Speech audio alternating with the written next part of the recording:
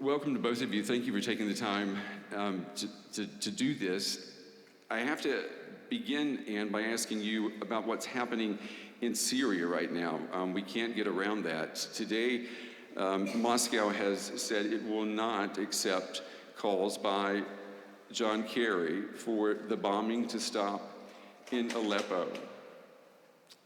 What, if anything, can the United States do now if Russia is not going to stop the bombing campaign, which means the refugee crisis will have no end? Well, thank you very much, Brent, for chairing this session, and thanks to everyone for organizing this, including my friends at and colleagues at the U.S. Embassy and Cultural Vistas. These are very, very important issues. You know, I first went to Syria in 2008, and I went as part of a group to thank President Assad for hosting Iraqi refugees. And at the time, for me, Damascus was a revelation, because not a lot of Americans at the time went as tourists to Syria. And people told me, oh yes, Damascus is beautiful, but you should see Aleppo. And so we are all heartbroken by what's happening in Aleppo, and the fact that not only is war taking place there, but it's a very ugly form of warfare where innocent civilians are being bombed by their own government, and also then their government assisted by the Russians. My sense is that countries that are on the permanent 5 of the UN Security Council have a larger responsibility to seek peace around the world. You ask what can be done. I mean, it's a very frustrating situation. My boss, amazingly, Secretary Kerry, refuses to give up. And he keeps getting on planes and he keeps going. He has a relationship with Foreign Minister Lavrov. He is, marshaling, as he was last week in New York, having side meetings with his opposite numbers from lots of countries, trying to find a way forward. He's convinced that political negotiation is the only way we're going to get to peace in Syria. My part of this portfolio is, in the interim, to try to work with the world's best aid organizations to get as much aid as possible to the innocent people inside Syria. Some are... Which is impossible right now for most of that aid to get in. Well, most of the aid is getting into all the internally displaced. There's over 7 million internally displaced. There's at least 11 million people who are victimized by the war and in need of assistance. And so we use whatever channels we can, whether that's the United Nations taking aid from Damascus out, or trying to get aid in across borders from neighboring countries.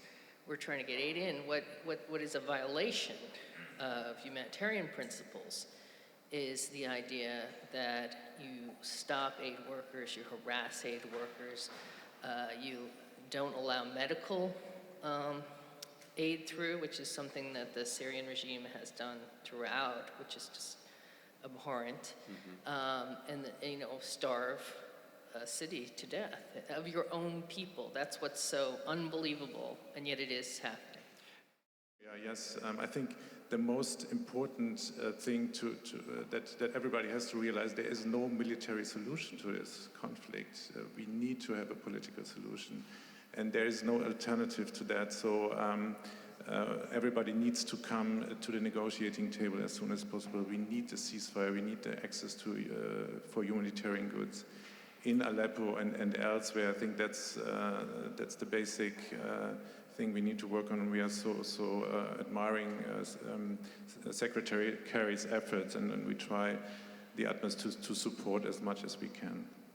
Let's talk a little bit about what we saw in New York with the summit on refugees. What would you say is the biggest takeaway from that? Well, one nice thing was we were together in New York. Right. So the symbolism of the U.S. and Germany being sort of hand in hand or arm in arm is more than just symbolism. It actually happens on the floor of UN chambers. The biggest takeaway is I think the acknowledgement by so many in the world that this is a major global crisis today. This is not just something happening between Turkey and Greece. This is not just something happening between Austria, Germany, and Sweden as people walked north. This is something that's happening all around the world, and it will take a very large-scale response. So one of the things that was interesting about what the president was doing was he had a leaders' summit to get more and more governments to do more, but he also had 51 businesses come together to commit to do more. And there was also a commitment put forward by American-based national non-governmental organizations, so aid agencies, to raise money and do more in the coming years. So I think we have to go beyond the traditional way of thinking of humanitarian response, where it's the same small list of wealthy nations, Western Europe, US, Canada, Japan, Korea, Australia. We have to go now to really engage more governments and new players. But did you get a lot of flack, though, for the fact that the United States has not taken in many Syrian refugees, particularly sitting beside, our friends in Germany who've taken in over 1 million? Was there a sense that President Obama had a credibility problem? No, I didn't see that President Obama had a credibility problem. First, I should say that not only has Canada taken in more Syrians, but not only has Germany taken in more Syrians, but so has Canada. They set out to take in 25,000 under Justin Trudeau, and they did. So we have upped our numbers quite a bit. We set a goal of 10,000 this year for us, and we've exceeded it. We're gonna end up bringing 12,500 Syrians.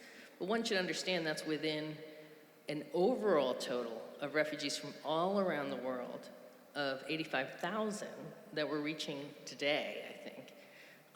And then this is on top of 3 million refugees coming to the US since the 1970s. Our program is annual, it's permanent. Once a refugee comes to the United States, they can live in the US for the rest of their lives. And after 5 years, they can take the test of citizenship. If they pass, they become a citizen of the United States just as valid as my citizenship. So we may not have impressed in terms of the numbers of Syrians we're taking in, but give us a couple of years and we will have very strong Syrian American communities, the hyphenated communities, the way the ambassador described, growing around the US, because we'll do it routinely. I understand that. I just wanted to say, a lot of people are looking at the policy and saying, well, the Syrians don't have a couple of years to wait for communities to spring up in the U.S. Why isn't it possible to change maybe the count or the formula, to change that quickly to react to what is happening? Why? Is it because it's a campaign year? Is it politics? Well, I would say in the past we've had very strong bipartisan support for what we're doing. And also you have to remember that the refugees we're taking are people who have fled their country and crossed borders and have reached a place of safety. The problem is, while they reach a place where they're being able to be kept alive, they don't have much in terms of opportunities. And like most humans, they want to be able to support themselves, they want their kids to go to school, they want to have opportunities for their kids, and that's what resettlement provides, is this chance not just to survive, but to actually thrive. And that's what the US program offers. But it only helps a fraction of the world's refugees. That's why we give so much in humanitarian assistance, because that helps far more people, far more refugees in the neighborhood around Syria and in the neighborhood around other hotspots. You asked about President Obama. I have to tell you, and you may have a view of this, I thought his hosting of this Leaders Summit, which, by the way, Germany co-hosted along with 5 other countries, it really drew people to him. it became a rallying point. I think he was, by his hosting it, he got countries to participate that might not have otherwise done that. If I may step in, yes.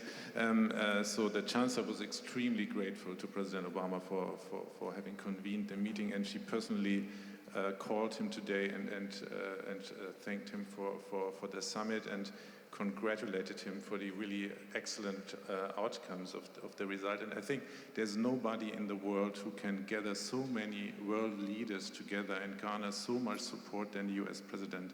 So we were extremely grateful for that. There's been some criticism that the Chancellor was not there at the summit. You know that we had some regional elections here in Germany in the last few weeks, and it's the political season, and the Chancellor tried everything to make it possible, but unfortunately, given the situation, she couldn't make it. But she, as I said, she personally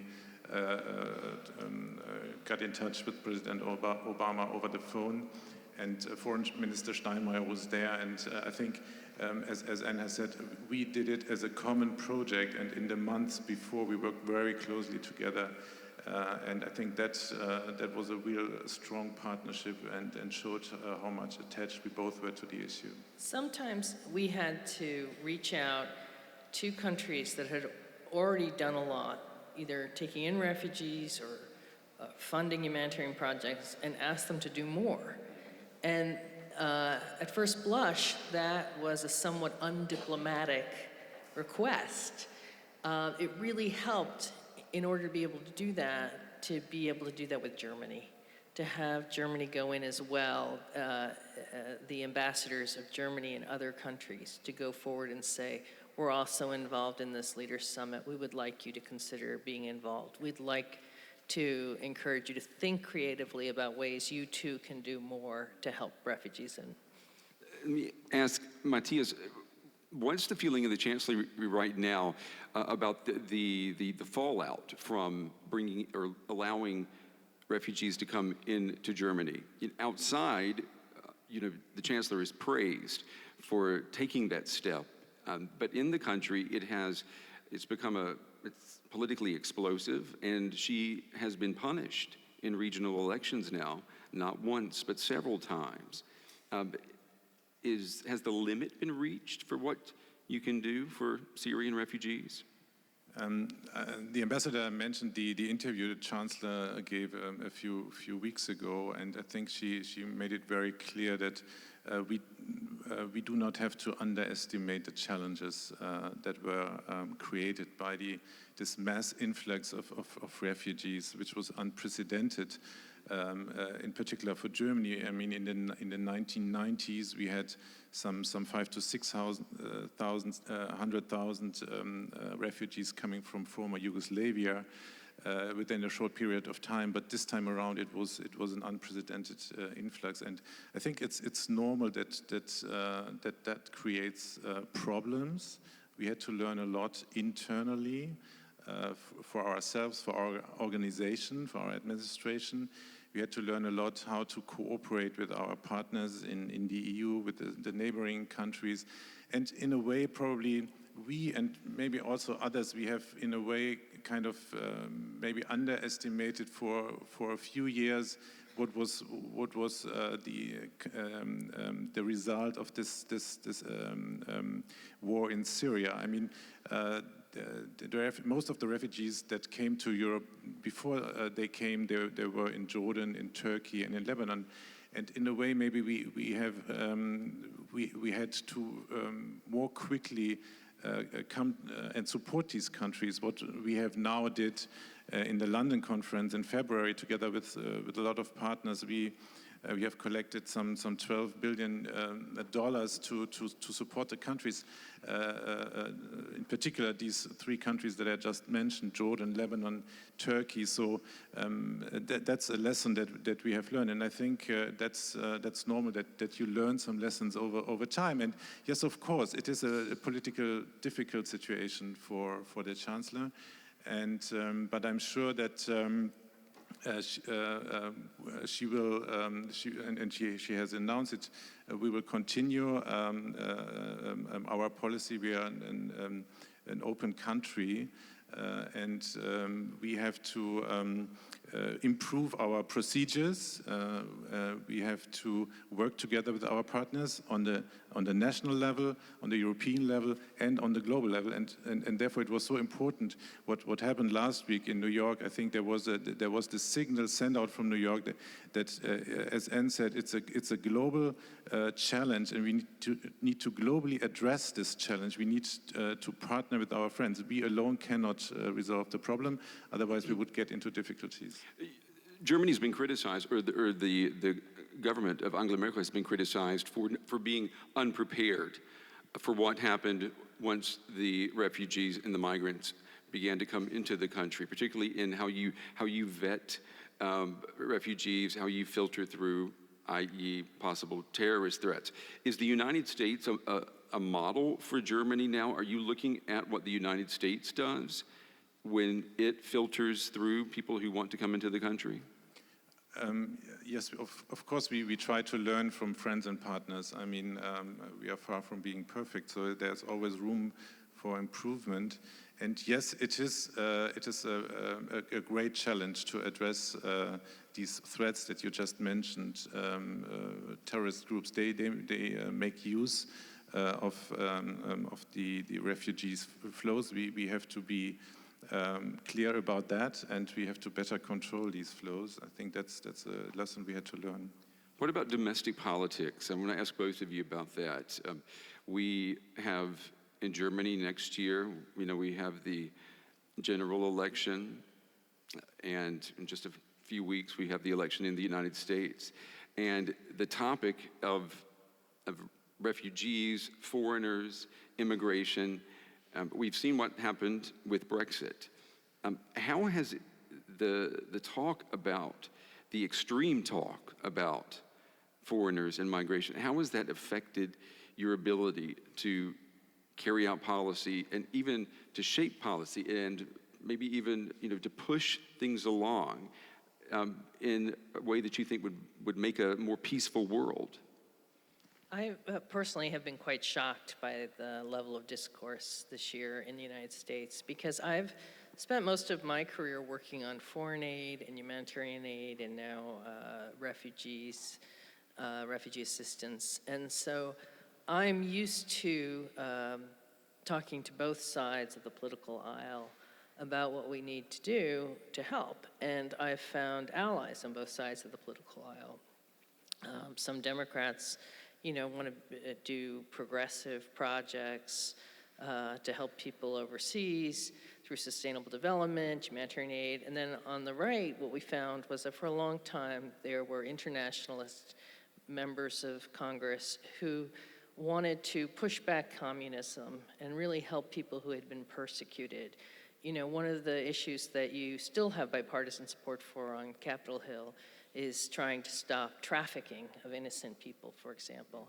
So I have been surprised by the animosity to foreign-born people that has been part of this year's campaign. And I think a lot of Americans will reject it because so many Americans, as the ambassador said, are descended from immigrants and refugees. And so in a sense, this type of discourse is a betrayal of our own values and our own history. I mean, have you had the conversation, though, at the State Department or in the White House, where things basically have been put on hold because of what is happening in the campaign?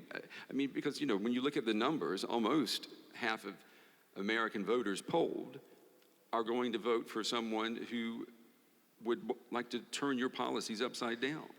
Oh, no, nothing's been put on hold. In fact, the scale of the global refugee and migration crisis has led the president to increase the number of refugees we're bringing to the United States. So we brought 70,000 refugees to the United States over each of the past 3 years, and then he decided we should raise that number to 85,000 this year, and then next year it'll be 110,000.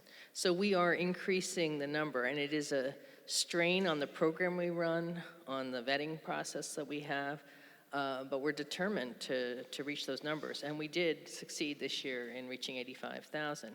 The strain, in part, is put on American communities that are stepping forward to take refugees.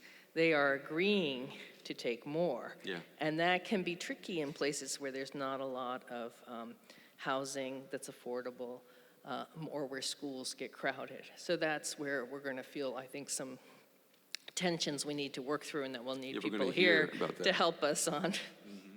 Mathias, did you want to say something about the fact that the Chancellor has to deal with this? Yes, as I said, I mean, the influx of refugees has created a lot of challenges, but challenges also means opportunities. And I think we had the opportunity now to reach out to others, to address this issue, to work together with others. And I think this, maybe sometimes not in the short run, but at least in the medium and long term, you will see will yield concrete results. And I mean, in the short time, we could reduce by the measures that were taken and by the partnership, for instance, with Turkey, we could come to a considerable decrease of refugees coming to Europe, and also a decrease in people that were drowning at the sea. I mean, that was also a priority for us, and I think, given our values, I think that should always be a priority. It is not. It is politically, there are a lot of challenges, and they will be addressed on all the levels, and also for the national level. I'm sure that we will go through this period.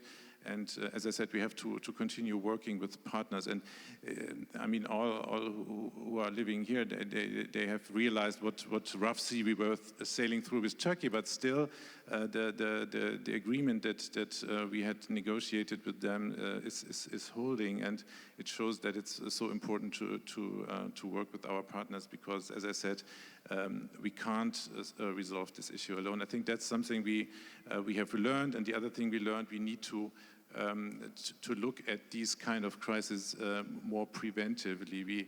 And that's what we are going to do also in the framework of our G20 presidency, that we will take a close look at what's going on, for instance, in Africa.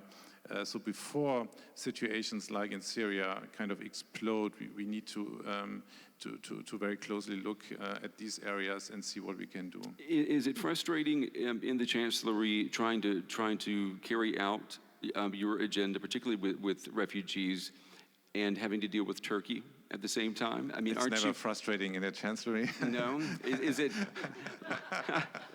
That's the quote. We're going to quote you on that. Yes, yeah. You can, yeah. No. Every day is very exciting. And no, seriously, I mean... Do you get excited when you have a phone call from Mr. Erdogan? Well, I mean, I think in politics it's not about what you're excited about or what you like or not like. You have to see what is the reality, what you can do to bring things forward. Yeah. And you have to always think in processes, how we can reach our target. You have to never lose the eye contact to what you want to achieve. And sometimes you need to take a detour to come to it. I mean, yeah, and I follow you on that, and I just wonder what must be said inside the Chancellery when you're dealing with Turkey, because on the outside it appears that Turkey really has Europe, particularly Germany, exactly where it wants it, and it's because of the refugee crisis. And if Turkey were to change its mind and to renege on the agreement, which was agreed to back in March, you would have another crisis here in Germany. Isn't that must be frustrating to think that Mr. Erdogan really has you? Well, we don't see it. We don't see it that way. And I mentioned. I think we have had quite a few topics this year with Turkey, and still the Turks they abide by the agreement, and there are reasons for that. I mean that also President Erdogan knows very well that he cannot break with Europe. And for Turkey, the European market is the most important market. So the Turkish economy is very much in favor of having close relations with Europe and with Germany in particular. So I think there's a common interest of both sides to find a good solution for the problem. We've got about 5 minutes, and I was going to ask you, what do you think President Obama is going to do when he's no longer president? Could he become the big champion of refugees? Have you talked about this with him, Anne? He got off the phone from Chancellor Merkel and called me immediately, knowing I was here. No, that's not true. You know, I think that the president and the first lady are such a dynamic couple, and that they're going to have a library built for them, a presidential library on the south side of Chicago. And they have a lot of friends in Chicago. And I think that they're going to use that potentially as a platform for the things they care about. For the First Lady, one of the things she's really fascinated by is education of girls. And that crosses into this area of refugees and was one of the reasons I think that at the Leaders Summit, education of refugee children became such a big issue, and so many subscribed to that, and so many were comfortable doing more, particularly for educating children, which is something that obviously has to be done here for the refugee children here. That has to be done in the United States. It has to be done in communities across both our countries. It also has to be done in Lebanon and Jordan and Turkey, inside Syria to the extent it can be carried out. So it would not surprise me if the First Lady in her post-White House life convinces the president in his post-White House life to spend some time on education of children, education of girls. Yeah. I mean, have you talked to her about maybe one day she's going to run for president? I had to ask you that, Anne. You know, I've been really busy lately. Yeah, right. So this fantasy you have of us Right. all sitting around the White House with our feet up, it's not really happening, yeah. Okay. But it could, you never Yeah. know. Make a great show, right? We'll make sure you're invited. Right, okay. And Matthias, a lot of people are wondering what's going to happen next year in terms of the general election. And the refugee issue has been the one issue that has brought out people, even in the CDU, even in the CSU, who have said that this is the end of Angela Merkel's political career. So is she going to run next year for another term? If I could tell you what's going to happen next year, I wouldn't be here. I would make a lot of money somewhere else. You don't want to give us a yes or a no? What I would want to tell you, I mean, 1 year in a political lifespan is a very, very long time. And that's another lesson I think we have learned.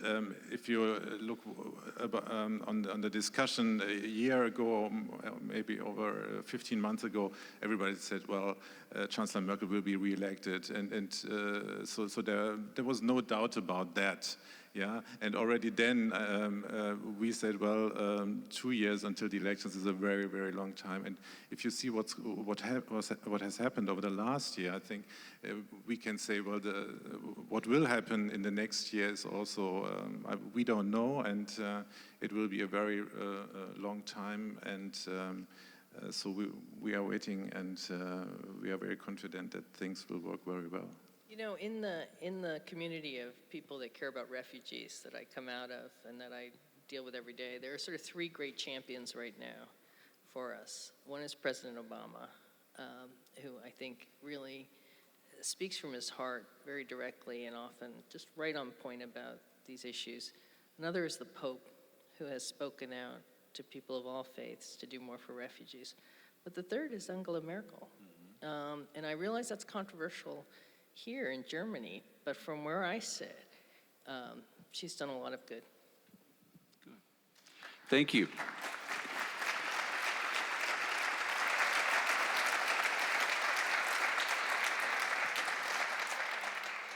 Well, with that, you actually ended exactly on time. How convenient is that? Yeah, We were working yeah, well you guys together. are a good team. Yeah, we'll have to.